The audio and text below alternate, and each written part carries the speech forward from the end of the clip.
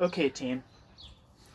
This is a section on Bruno Rizzi from Marcel van der Linden's Western Marxism and the Soviet Union. It is in chapter 3, which is titled From Stalin's, quote, Great Leap Forwards, end quote, to the, quote, Great Patriotic War, end quote, 1929 to 1941. And the subsection that it's under is Theories of a New Mode of Production.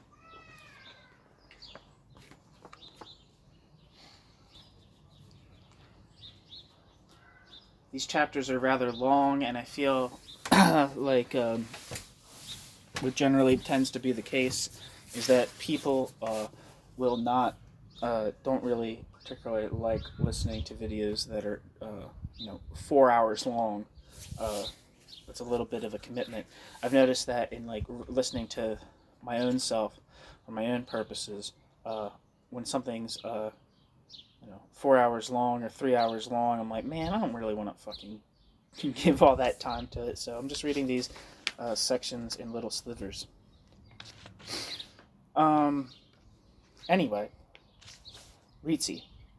In 1939, the Italian Bruno Rizzi, who lived from 1901 to 1985, a shoe seller and student dropout wandering about in the political peripheries of Bourdieuism and Trotskyism, privately published The Bureaucratization of the World, a book which, for a long time afterwards, influenced the debate about the Soviet Union, especially through hearsay.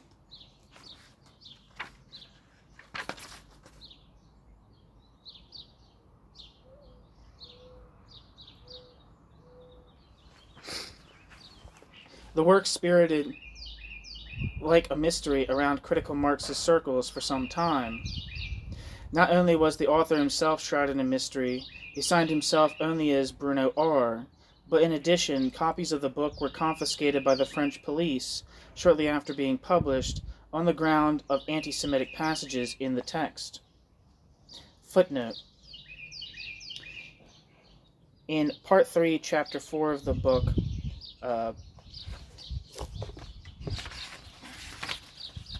The Bureaucratization of the World, one can read, quote, Hitler is right and we are wrong. We should correct ourselves and become anti-Jewish because we are anti-capitalist, end quote.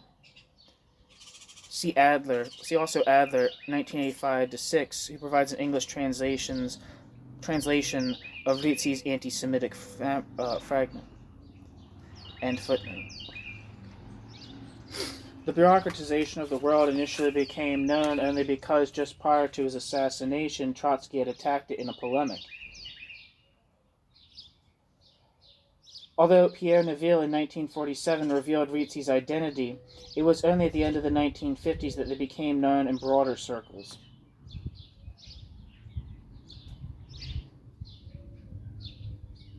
We now know that prior to the publication of his book, Rizzi had already reflected for several years on the nature of the Soviet Union. In 1937, he had written Where's the USSR Going?, a work which he later said that, while it did pose the real questions, it did not arrive at a good answer to them. Footnote. About the immediate prehistory of his most well-known book, Rizzi wrote, quote, Always far from our comrades in Marxist propaganda, we received only in the month of November 1938 the 9th issue of Quatrième Internationale, and we found there the article by Trotsky, Not a Worker State and Not a Bourgeois State, question mark. A month later, we obtained a special issue dated June 1938 of Quatrième Internationale with contributions by Neville, Trotsky, and Crépieux. Since then, we wanted to write this work, since the ideas being raised had been advanced by us 3 years earlier, in contrast to the thoughts of these comrades, end quote. Rizzi. End footnote. In Rizzi's work, Simone Weil's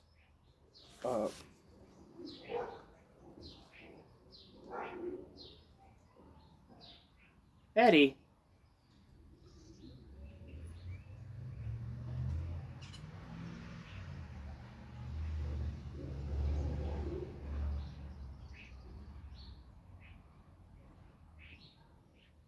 In Rizzi's work, Simone Weil's theme returned. He, too, perceived the forward march of bureaucratic power everywhere. Similarly, Rizzi described the Soviet Union as a society in which the bureaucracy had become a ruling class. But his argument lacked the socio-historical derivation of the bureaucratic phenomenon represented by Weil, and Rizzi identified a consolidated bureaucratic class not only in the USSR, but also in places where Weil detected only, quote, tendencies, end quote, in that direction. In Italy, Germany, and Japan. Just like most Marxists in his time, Rizzi considered the bourgeoisie, quote, a spent social force, end quote, which politically had been completely forced into a defensive position. But this did not mean, as Trotsky and others had believed, that the socialist revolution was on the agenda, but rather, quote, bureaucratic collectivism, end quote. To analyze the new social formation, Rizzi conceptualized his book in three parts: the Soviet Union, fascism, and the American New Deal. Only the first and the third part were finally included in the Bureaucratization of the World. The middle part was never published. As regards the Soviet Union, Rizzi postulated that a ruling class, the bureaucracy, had established itself there as a result of the demise of the October Revolution. Quote, possession of the state gives the bureaucracy possession of all those mobile and fixed goods, which, despite being socialized, do not belong any the less in toto to the new ruling class, end quote.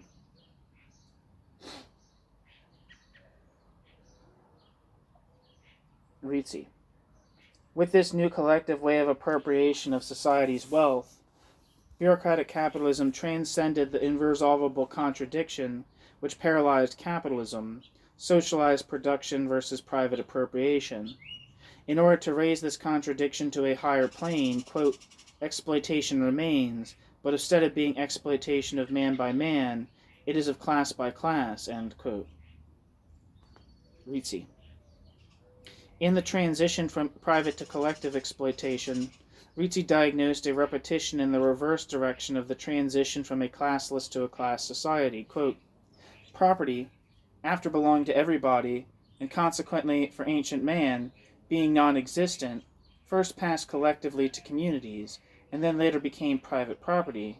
Now it seems that property is taking on a collective form again, but as the property of a class, end quote. Rizzi. In bureaucratic collectivism, exploitation, that is to say, the appropriation of surplus value, occurs via the state apparatus, which simultaneously also organizes oppression. Political power and economic power were, therefore, fused together. There's a footnote I missed. The term, quote, surplus value, end quote, is used by Rizzi, in contrast to, quote, surplus product, end quote, although he denied that the Soviet Union was capitalist. It is probable that this is a terminological carelessness to which no great significance should be attached. End footnote.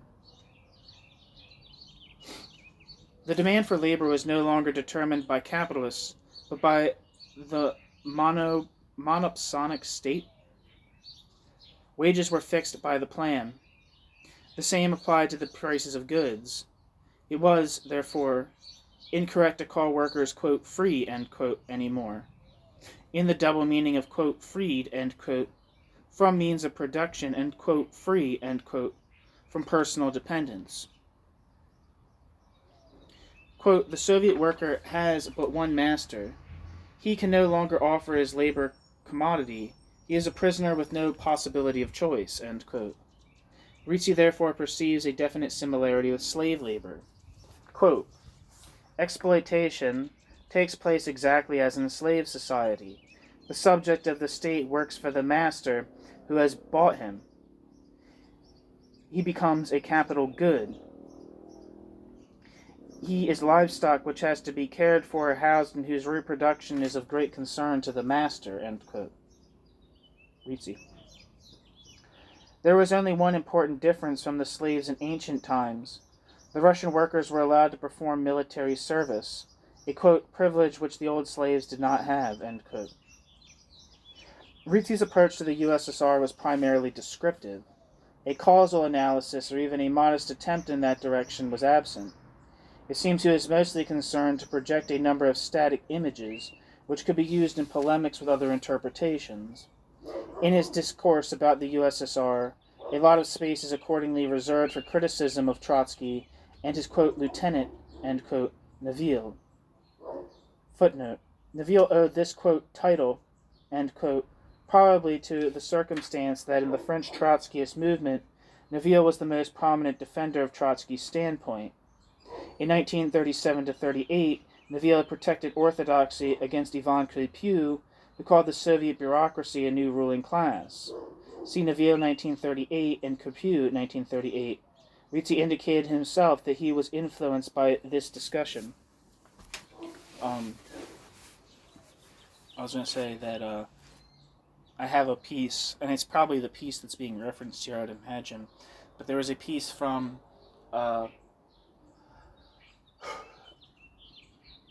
Neither Capitalist Nor Socialist Theories of Bureaucratic Collectivism by Haberkorn and Lippau that has an essay by Ivan Crépieux in it. Ivan Crépieux kind of being a French representative of a bureaucratic collectivist thesis, in distinction from, say, Trotsky's degenerated worker state thesis. And this footnote kind of agrees with that. The part devoted to the American New Deal also offers little in the way of analysis.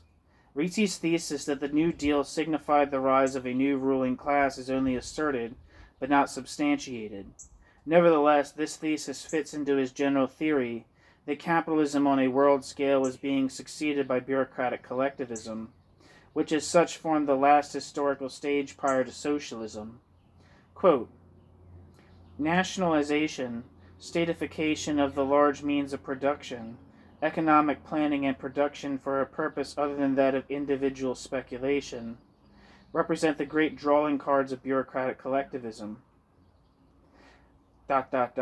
From the historical point of view, this society has as its task to raise the total global production in an orderly manner, end quote. Rizzi, 1939. This bureaucratic state was historically necessary, but, quote, the last ruling class of history is so close to a society without classes that it denies its status as a class and as owner, end quote. The bureaucratic collectivist rulers were closer to the working class than the bourgeoisie. All feelings of bitterness or hatred towards Hitler, Stalin, and others should therefore be put aside. These leaders perform a progressive task since they rationalized industrial production. They too were but instruments of history, quote, great prisoners arrived at a golden cage, end quote, who privately yearned for liberation. Quote, quote, we do not believe that Stalin, Hitler, and Mussolini, in the bottom of their hearts as men, in the bottom of their hearts and as men, delight in their regimes, nor that they are in their life reduced to being detached from humanity by some kind of isolated and watchful subject, expressed through the medium of their personal police and their admirers.